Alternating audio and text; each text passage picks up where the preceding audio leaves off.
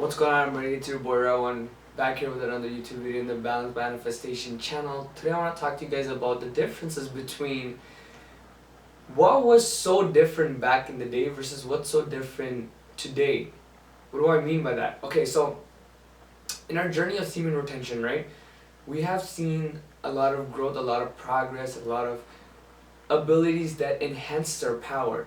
So I'm pretty sure at some point maybe the point came across your head, okay, in the past I've gotten drunk without being on semen retention and it gave me these certain amount of powers.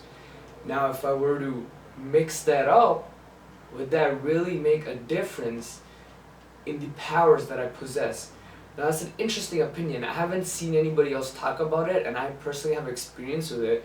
So I thought I'll give my little take and my theory to what happens and what works and what doesn't. So I'm gonna throw out all the theories as first I know how it goes. So there's the scale of conscientiousness, right? I've made a video about this before. It's an hour-long video. It's a long video, but in that video I just break down what every single conscientiousness is and what it does. In that video, I believe I've told you guys that getting drunk will actually put you at a certain level of the conscientiousness, right? I think it puts you at the level of reason, I think so, or it's a little bit below that, because weed puts you right at acceptance and then alcohol will put you right about reason, I think, because your ability to reason kind of like it's messed up. So if you want to do something, you kind of do it, blah blah blah. It's like one of those things. But here's how the thing goes. What I've noticed is that nowadays it just hits people a lot differently. And why is that? Why is it that back in the day when people would drink, it was hitting them a certain way, and I'll even explain what that is, and nowadays it hits them a certain way, which I'll also explain what it is. So we can start from the past, right? What happened in the past? Like if you look at ancient stories or mythologies, like from the Greek stories, if you know the god called Bacchus, right? He was the god of like drinking or whatever, right? He'd be drinking all the time, but he also had all these resources, he had all this power and all this shit, right? So he's one of those people who was like really like he would drink, but he would still have a lot of power, a lot of resource, right? And if you look at a lot of like Chinese mythologies, a lot of Chinese stories often have this like kung fu character guy who's like a kung fu master, but it's like he's really good when he's sober, but then when he drinks he's like doing some next level shit. You don't even know how he's coming up with it. So that was really cool, right? So it just brings out this powerful potential out of you that used to be like so strong, so synergetic. It's something that would make you so powerful.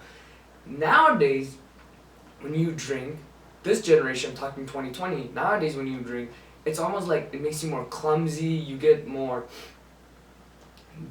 out of your head. I mean, again, there's a lot of people who still like, I guess, can be pretty loud. They have more energy. They talk with, I don't know, I guess you could say more confidence. I don't know about that, because oftentimes I've seen when people are drunk nowadays, their confidence, it doesn't look like they're being more confident. It looks more like, oh look bro, I'm drunk, I'm going, oh. Like, you know, it's like more of that energy I'm getting from these guys. So what I gotta understand is that's what's happening, right? So now if I break that down, why is it that before it was fine to do that, but now it's not? Well, the truth is, back in the day, there wasn't as much stimuli as there's today. Back in the day, there wasn't all your cell phones, all your TVs, all your music. Well, I guess back in the day, they were playing like authentic music from actual drums or guitars of their own type or whatever, right? So they had their own authentic music. But nowadays, the stimuli has increased by a lot, right? By a whole lot. And a lot of them, what were they doing to? They were semen retaining, whether it be on purpose or not. They were semen retaining, right? They weren't always out there jacking off to porn or having shit ton of sex. I think Bacchus, maybe, I don't know. I haven't looked really deep into the story. I just know these are the guys who are drinking and just abolishing life, right? So it's just one of those things. Now, keeping that in mind, that's what you have to understand. The difference between back in the day and today is that It's just the stimuli difference. The stimuli is so high today. It's almost like when you get drunk, it almost doesn't hit you because you have already masturbated 3 times before you got to the club. You have already scrolled through Instagram for hours a day. You probably listened to music the whole time getting to the club, and then I don't know. You might have played video games for half an hour or two and watched a Netflix show where you squeezed it in and watched a YouTube video in between. So you've just done so much stimuli that the stimuli from the alcohol is almost not even hitting you. And you think like you just have to drink more to get drunk. That's what you're thinking to yourself, right? You're just like, let me drink more, the stimuli will add up, and I'll eventually get drunk, but it just doesn't work like that. So that's an interesting perspective to go through. Now, I'm gonna give you my perspective of what happened. So I'm on semen retention. I've been on semen retention for a while, right?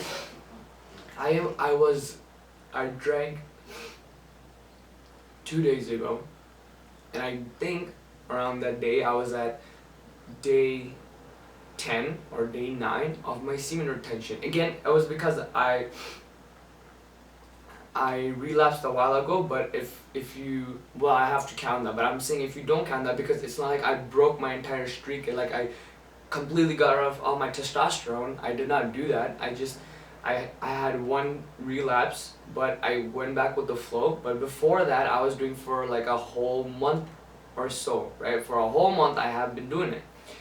What did I feel? What was the difference in me? Well, since I had so much testosterone in my body and my overall, I'm not gonna say a lot, but my overall dopamine is pretty low, right? I play video games just like a little here and there. I use my phone a little bit here and there. Do not watch a lot of Netflix. Do not watch a lot of videos unless it's self-improvement. I do watch a decent amount of self-improvement, but then that also is because I get the ideas to make these videos, right? So there's that. So now I know that. With that being said, how did it affect me? Well, it's interesting because I felt it. It's interesting because here's the thing. I thought there's levels to this shit, right? And then they always say in the chart that when you drink, you're at this level and it's like stiff and that's where it is, right? And I thought that's how I was thought for a while too. I thought like your motions are kind of rigid, but no, there is a difference. The people all around me, when they drank, it's like this energy is different because they're so overstimulated, the drink doesn't even hit them. It's funny because when I did it, I got this burst of energy. I'm like a little bit more, I'm like a little bit more energetic. I'm a little bit more louder than usual, right? I'm a little bit more aggressive too. I don't know why, but I got a little bit more aggressive with my voice, with my speech, like the way I was talking, and I was just doing my thing. And it's funny because when I would try to continue to do whatever I'm doing, they would think they're just not drunk enough, right? Or they would think they're not high enough or something like that. So they'd be just like, yo bro, let me do more, let me do more. And it's just that perspective that you have to understand is what makes the difference, right? It's because there's too much overstimuli going on that side. So the only way they can battle that by looking at someone when they're having a lot of fun or they have a lot of energy is them thinking, they have already, so me, like I have already reached that level of peak that I wanted to peak at the level of drunk, but they're thinking they're not there yet. So how do they combat that? Oh, let me just drink more and then they'll make the difference. That's where they're coming from. So that makes this whole dynamic of a difference because as long as we have so much visual stimuli out there, so much stimuli out there in the world that's just like constantly using up your dopamine again and again and again, you're gonna be in this situation where if you are the one who's saving your life force, you're saving it, you're retaining your seed, and you do not overly stimulate your brain, when you do use anything that will give you a boost, it will hit you much stronger than it should have hit the first person. It would be the same thing if I drank coffee. If I drank a cup of coffee, it would really, really hit me. Like I would get a caffeine boost, I would be more energized, I would be more woke, right? But then again, you don't want to do it every single day because then you'll just drown it out and then your dopamine would, again, you'll be using too much dopamine. It's the same thing as like if I were to use my phone today, I probably wouldn't feel like that great using it. It's just my phone, whatever, right? But if I went off 4 months without using my phone and I took my phone and I used it for 10 minutes, I assure you I'll be having so much fun. I'll be like, yo, this meme is funny, this video is so awesome, I can't believe I missed this game is so awesome. It's because my brain is just on a different level of visual stimuli than it is right now, and that does make a big difference in your life, guys. So you gotta be aware of that shit. So again, it's just all depends on what your powers is. It can magnify. It can also be bad. Like if you are on your semen retention journey, but you are sniffing the Mary Jane, then that's different, because testosterone is so aggressive, right? You can really feel the energy of that, and you can feel the fear that comes from it, because testosterone is so aggressive. You feel the aggressiveness in your body, and the aggressiveness comes from fear, right? The testosterone is so strong because it needs to be strong, because if it's not strong, it's gonna fall behind, it's gonna fall back weak. So there's all levels to this shit, right? So anything you do with your power, with your semen retention, will strongly reflect in your life. So just be aware of it. That's exactly why it's so easy. It's so easy to manifest power or manifest things into your life after you're on your semen retention journey, because it's just so powerful, right? Even if some people say if you use it the wrong ways, which again, to each their own. I don't believe in right and wrong. I just believe in do what's right for you and what serves you. And if it doesn't serve you, cut it out of your life. If it serves you, I don't see why you can't keep doing it. Very simple thought process. So it's like, you could say smoking the Mary Jane or drinking. It's like, yo, you're wasting your life force away. And I see you guys' point. I'm not here to like bash anybody's opinion here. Everybody's allowed to have their opinion.